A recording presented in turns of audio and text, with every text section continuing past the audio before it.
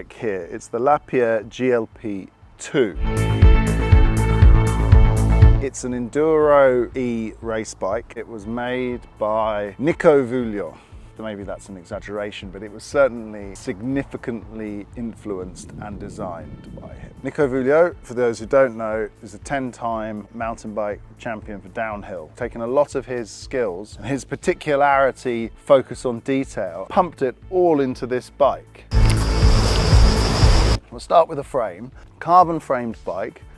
This size here I've had on test is the L size. It's got a 484mm reach. So remember, the reach is that distance there, bar to saddle. It's actually a fairly compact bike, but at the same time it doesn't feel that way. So when you first take a look at the frame, you see the battery placement, you see the motor placement, and you see the design. It's quite distinctive. Now, this frame hasn't been built to look beautiful. I think they've done a good job, and it does actually look pretty good, but it's been designed with performance as the #1 feature of this bike. Now, the performance they've concentrated on has been all about bringing the weight distribution as centralized and as low down as possible. So here we've got a Bosch motor, the CX, and a Bosch 500 watt-hour battery, and they are both placed very close together, low down, centered around the bottom bracket. Now, that makes a huge difference to how this bike rides when you compare it to other electric mountain bikes. So it's got a specific look, and that look is very much tied to its performance. The suspension on this bike, it's got an air shock on the back, a Super Deluxe from RockShox, and it's got a Zeb Ultimate RC2 on the front, and that's got 170 mils of travel on the front, and we've got 160 mils on the back. This has got a mullet setup, so that means 29-inch on the front and a 27.5-inch on the back. That combination with this frame is very impressive.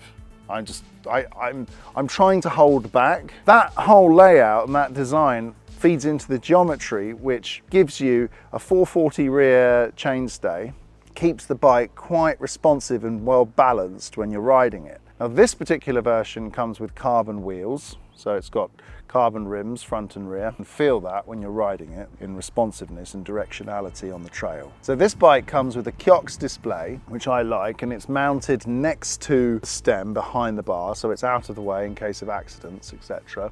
It's got the Bosch remote, which is more the urban style, but that now on later itinerations will be upgraded to the small Minima remote, which has been launched just as we're talking about this bike. Okay, the motor's got 85 Newton meters. It's got the standard power for Europe, 250 watts, 250 for America.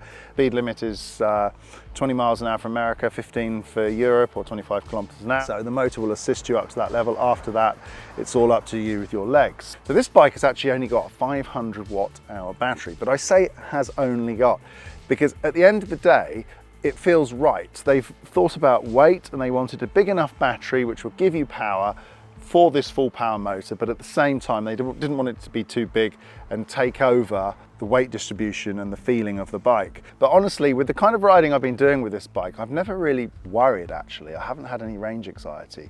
Partly because I think this bike is aimed at fairly fit, let's call them high performance riders. Now, one thing to notice about when I say that, when you look on the European e-bike race circuit, nearly all of the top French riders are riding this bike. So it comes with SRAM X01 derailleur and cassette. It comes with E13 cranks.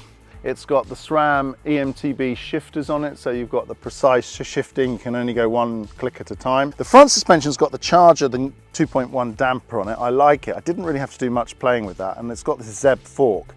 Now, the Zeb fork, for me, actually a really nice fork. It feels different to the Fox, and I will have a test coming up soon where I compare this to the Fox 38. The brakes on it are Code RSC from SRAM. I really like these brakes. I like SRAM brakes. The ones of the newer generation are really good. It comes with a carbon race face handlebar. It's got an epic overall componentry. Right, now let's talk about the riding.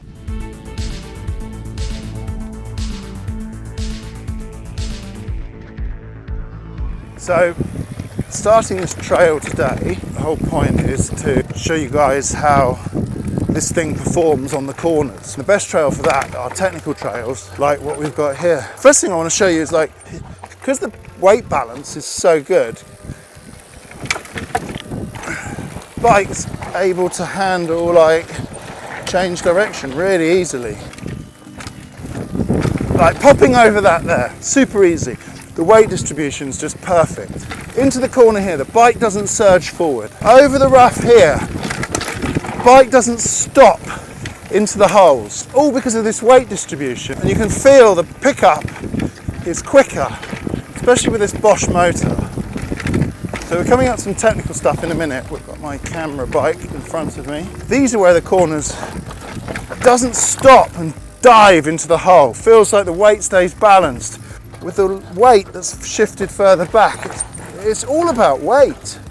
The key, and into that corner and popping, twisting the bike, all much easier. This is an interesting corner. See, the weight doesn't dive forward. I could feel it there. And it's that sort of neutral balance that e-bike makers have been struggling with. Cavillo solved that design fault in 2015. It's just a well-balanced bike. Here we go, switch back into it. Bike doesn't dive forward. And there's that, the weight just goes round the corner. It's not just about diving. So if I do a jump, the weight of the bike, especially on, or a jump on like on this one, the weight of the bike remains centralised and neutral. And in this corner here, a good example.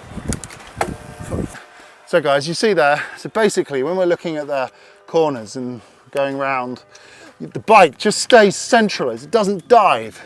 It stays really neutral, and that makes it a lot easier to control the entry into the corner, the exit of the corner. It makes it easier to brake. You don't feel the weight of the bike dive forward, and it also makes it to flow through a whole connected load of corners. The weight, you're not fighting the surge of the weight, shifting forward and backwards. You're just staying much more balanced. Remember, performance is very subjective to many people. However, I want to go with my feelings, and I want to keep an eye in my mind of all the other bikes I've tried. Now, the tendency as a bike journalist is always to say, oh, this is the best bike, oh, this is the best one I've ever ridden, and blah, blah, blah, blah, blah. And because each year we get to try new stuff and it's always improving. And even if it's incremental, there are improvements. We feel better performances, even with big batteries, little batteries. The bikes improve all the time. Now, there's been a big push for lightweight e-bikes. And honestly, I think we could almost consider this a lightweight EMTB, because I think it's important to weigh. I've got my high technical scales here, reasonable. Okay, we're up at 23, about 48 pounds. To me, it feels more like a bike that weighs 18 to 20 kilos. So it feels like a bike that actually in reality would weigh 10–20% less than this actually weighs. That's something which is very important when it comes to the performance of this bike. So when you're riding downhill, rocky, technical descents, this thing, although it felt like an all mountain bike up the trail or up the mountain and through the woods, suddenly when you get on a wide open trail downhill, it doesn't feel like an all mountain bike. It starts to feel like an enduro bike. Very capable downhill, and you have a mountain bike that's very capable in tight, twisty trails. And normally those two things are not related particularly tightly.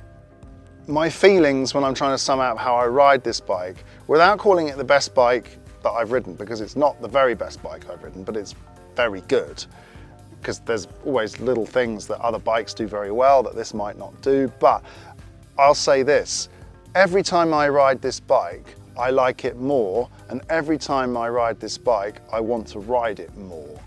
Okay, thanks for watching, guys. Don't forget to like and subscribe, and also leave a comment down below. We'll be happy to answer any comments, and thanks for watching this video.